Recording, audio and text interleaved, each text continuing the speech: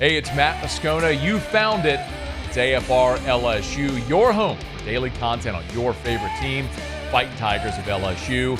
And we're proud to be presented by BetUS, where this football season, get a 150% bonus on your first deposit and a 125% bonus on your next two deposits up to $2,000. Be sure to use the promo code YouTube150. Now, enjoy the video.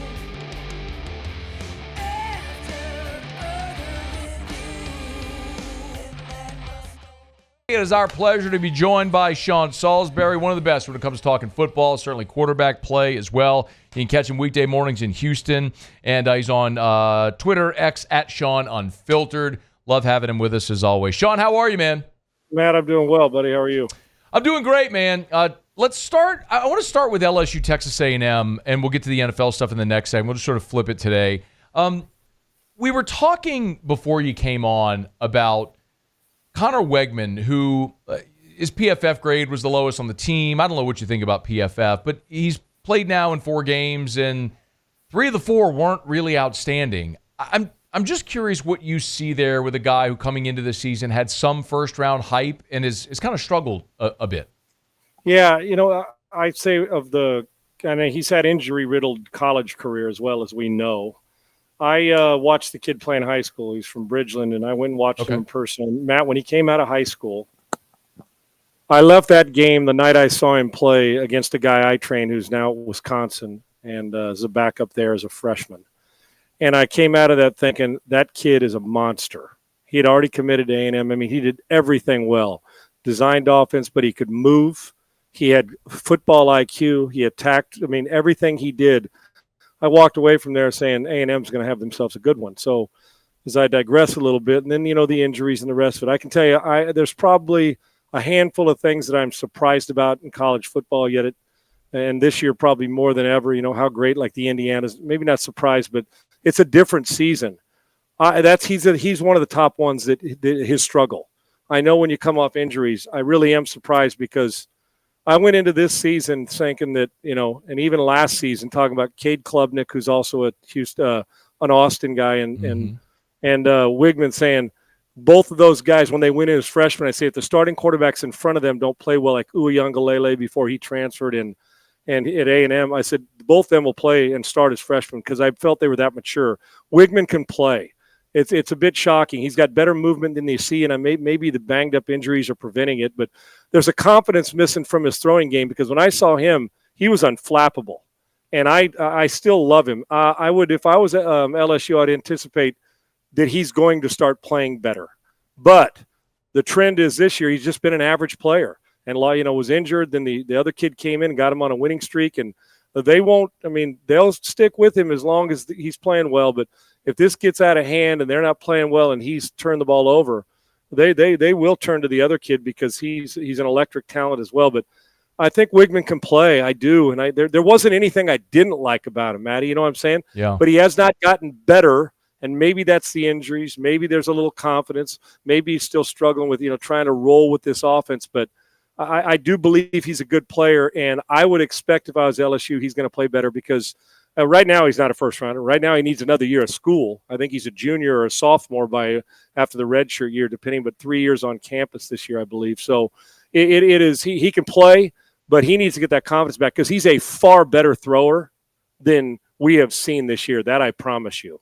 Hey, we'll get right back to the video, but love telling you about our partners over at BetUS. If you love the sports bet like I do, this couldn't be easier, and they're giving you, our viewer, an awesome opportunity, a 150% deposit bonus on your first deposit and 125% bonus on your next 2 deposits up to $2,000 when you use the code YouTube150. Let me show you how easy it is as we make our bets. You go to the football tab. We'll choose the college football page. It'll load all the games for the college football weekend. Now, we know that LSU is going to play at 6:30, so we're going to scroll all the way down to the night window to find LSU taking on Texas A&M at Kyle Field. There it is. Line was 3, down a half a point, so the Tigers 2.5-point favorite. I think the wrong team is favored. I think LSU is going to win this football game, so you better believe I'll take those 2.5 points with the Tigers. We'll come over here Enter our wager amount, $25. We'll place the bet. It's going to ask me to confirm. Tap, tap. We are confirmed. It'll give me my deposit slip. And there we are, right there. Confirmation, LSU plus 2.5 against Texas A&M. It's just that easy. You could do it in seconds as well over at BetUS. Remember, 150% deposit bonus on your first deposit, 125% on your next 2 deposits, up to $2,000 when you use the code YouTube150. Now, enjoy the rest of the video. Sean, just real quick, what do you make of Pro Football Focus grades? Do you put any stock in that?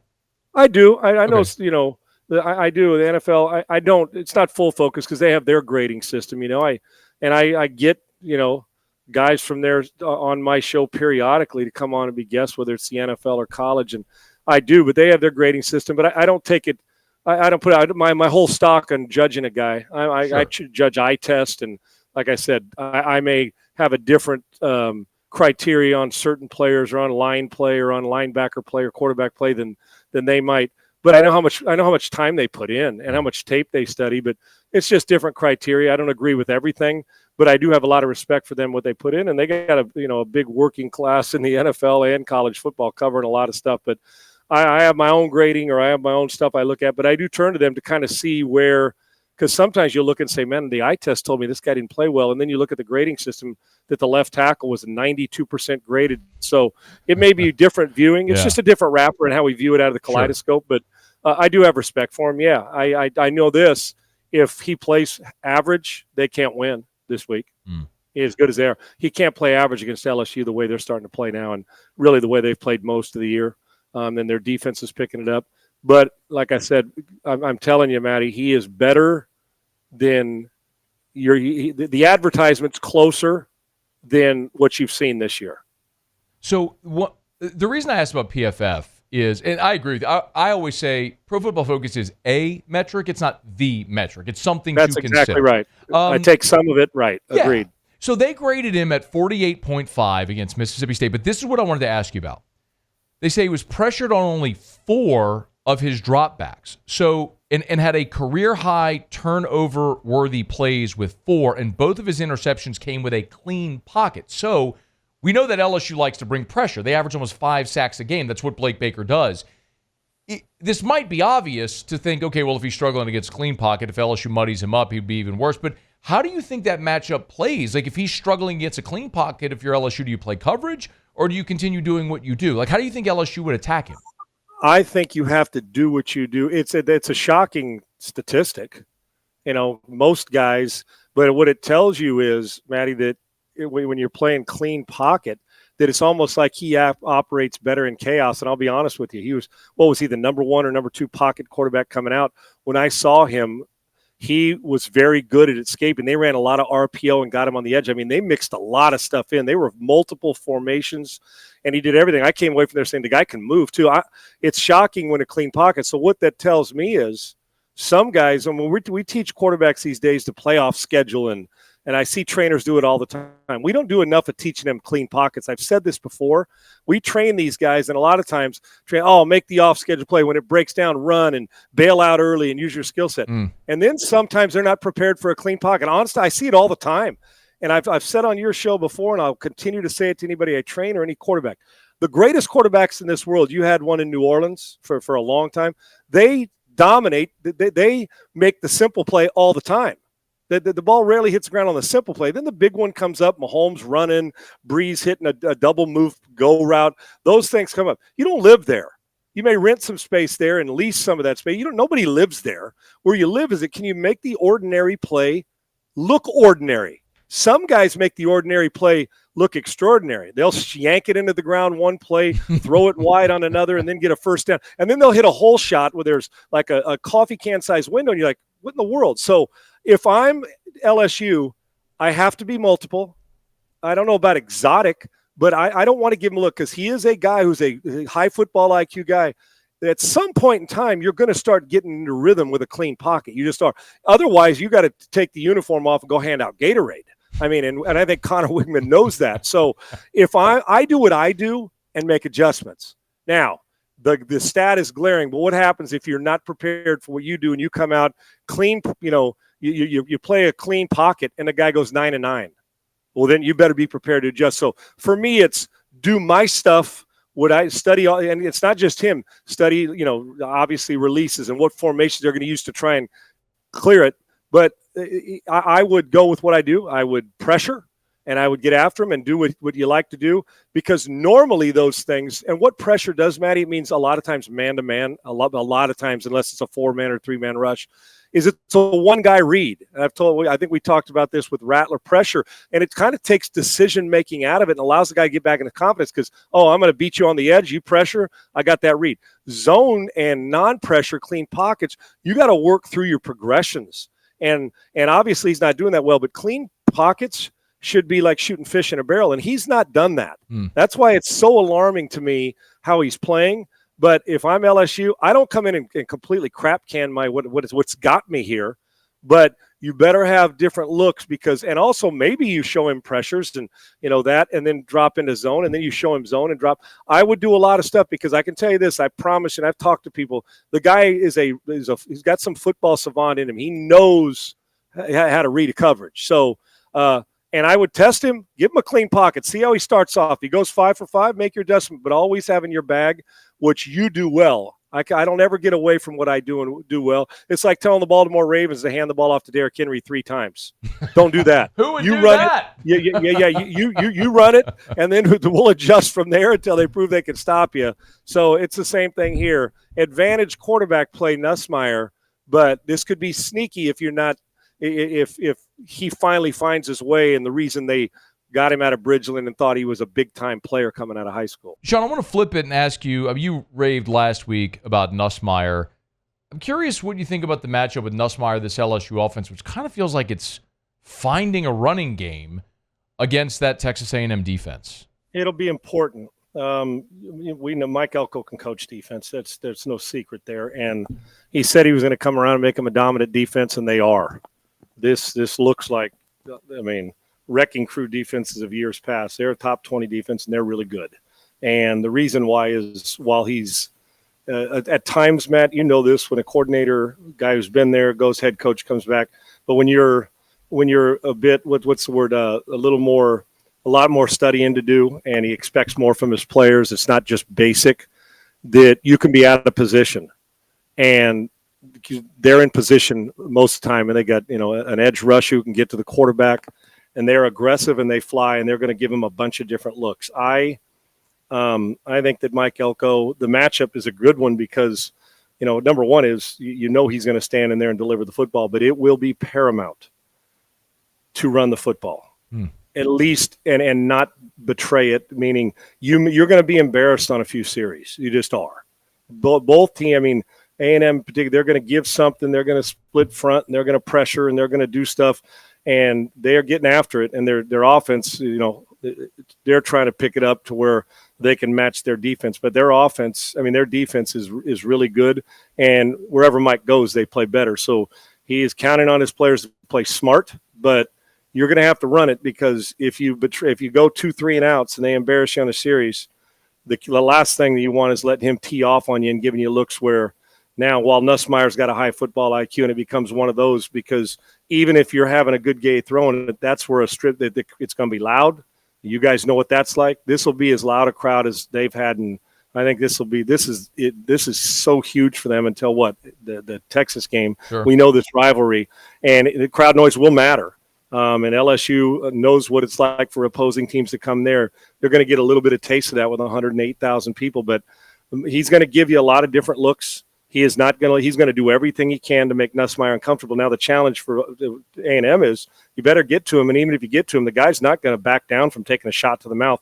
And even though Nuss has had his moments of careless football, the one thing I love about him, he doesn't disappear in big moments.